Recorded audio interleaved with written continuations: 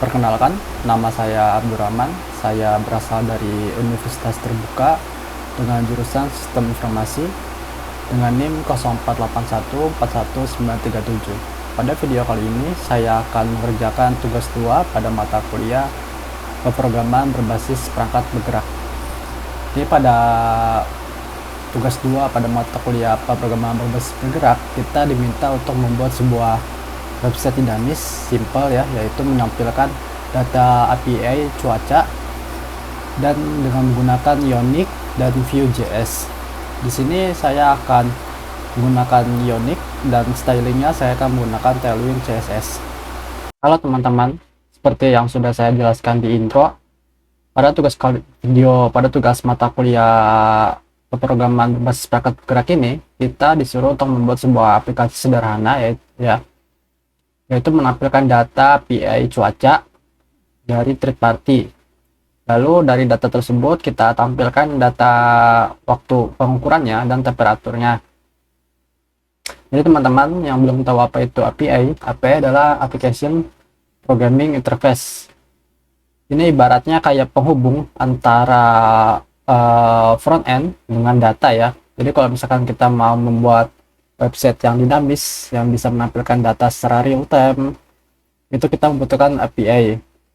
API-nya ya bisa dari database kita sendiri ataupun dari third party. Dalam konteks tugas 2 ini, API-nya dari third party, yaitu dari openmeteo.com. Di sini sebelumnya saya sudah membuat kodenya terlebih dahulu ya. Di sini saya akan menjelaskan logika yang saya pakai dan kode-kodenya. Untuk tugas 2 ini saya menggunakan Vue dan Tailwind CSS. Di sini saya menggunakan pendekatan software engineering principle seperti SRP, yaitu Single Responsibility Drive, yang mana hal tersebut akan membantu kita dalam menyusun software yang akan kita buat. Dan juga di sini saya menggunakan prinsip komponen arsitektur ya, dan mobile first.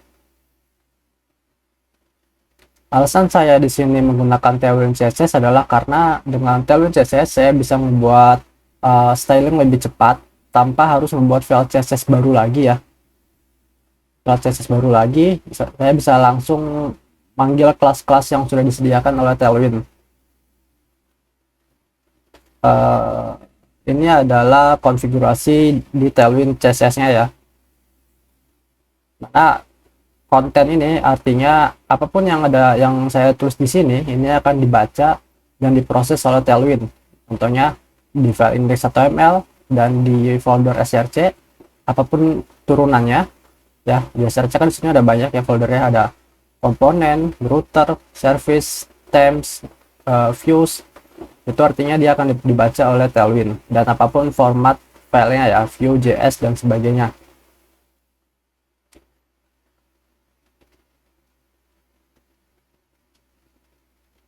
Seperti yang sudah saya jelaskan sebelumnya, saya menggunakan prinsip single responsibility. Jadi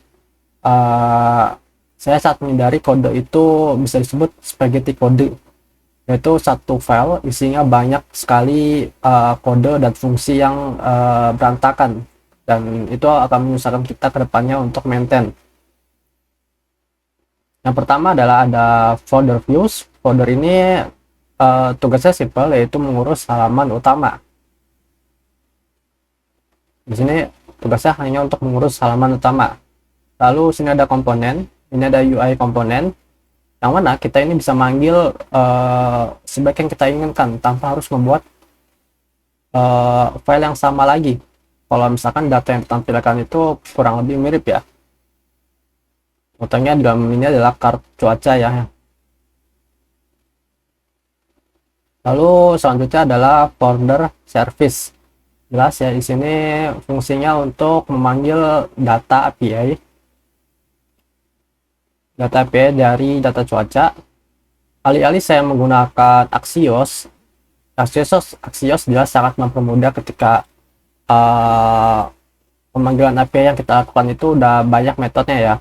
Tapi karena konteksnya tugas 2 ini hanya melakukan get, tapi karena konteksnya tugas 2 ini hanya menampilkan data aja, yaitu hanya butuh metode get ya, tidak ada aksi untuk update, delete ataupun tambah. Jadi metode yang diperlukan hanyalah metode get. Kalau misalkan ada metode untuk update datanya atau delete cuaca, mungkin kita memerlukan Axios karena akan lebih mudah, karena ya memerlukan metode put dan delete. Contohnya ini saya menggunakan fetch biasa ya, menggunakan JavaScript murni. Lalu ini adalah utils, ini format untuk memformat waktu ya, format waktu, dimana saya tidak perlu membuat banyak kode yang sama untuk memformat waktu ke Indonesia. Jadi untuk tampilan video yang saya buat, jadi untuk tampilan tugas yang saya buat adalah kurang lebih nanti di atasnya ada header, hero maksudnya, ada hero yang menampilkan data utama, yaitu data hari ini. Lalu ada slider bergeser yang menampilkan data cuaca dari jam ke jam. Di bawahnya adalah data 7 hari ke depan ya, itu 7 hari ke depan dari Senin, Selasa sampai Minggu. Lalu untuk logika kodenya, misalkan contoh di video service seperti yang saya jelaskan sebelumnya, sini saya menggunakan fetch murni ya. Ini ada try catch, ya ini untuk menangani error ketika datanya tidak, atau websitenya down, website atau kita gagal mengambil data, ini akan mengembalikan error ke klien. Lalu pada folder views, yaitu folder yang mengontrol halaman utama, nantinya akan ada screen loading ketika data lagi dimuat. Ini penting untuk menampilkan user experience yang baik kepada user, agar user tahu kalau misalkan data kita tuh lagi di-load, lagi diambil, dan akan menampilkan loading screen ya. Jadi nggak hanya blank. Jika error akan menampilkan pesan errornya. Lalu tadi kan saya sudah bikin kartnya ya, datanya ya dimasukin dari sini ya, header list. Ini custom komponen disebutnya ya, custom komponen atau custom HTML. Sini saya juga menggunakan ternary operator ya, kalau misalkan datanya kosong atau datanya nggak ada, agar tidak error kita isi dengan array kosong ya. Untuk data mentahnya, biasanya data mentah dari API adalah yaitu JSON, yaitu JavaScript Object Notation ya. Ini data mentahnya seperti ini. Ini biasanya bentuknya object array ya.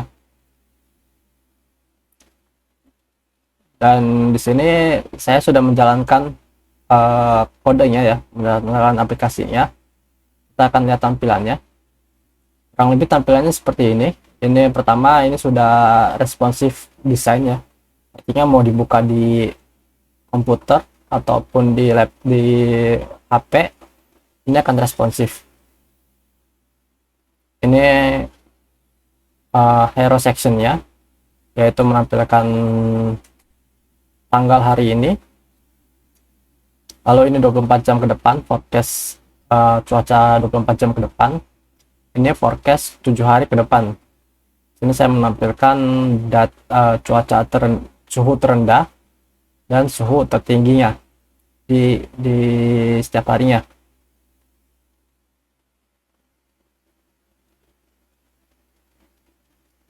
Kurang lebih seperti itu tugas 2 mata kuliah programan yang saya buat. Semoga dapat menginspirasi teman-teman dan membantu teman dalam mengerjakan tugas 2.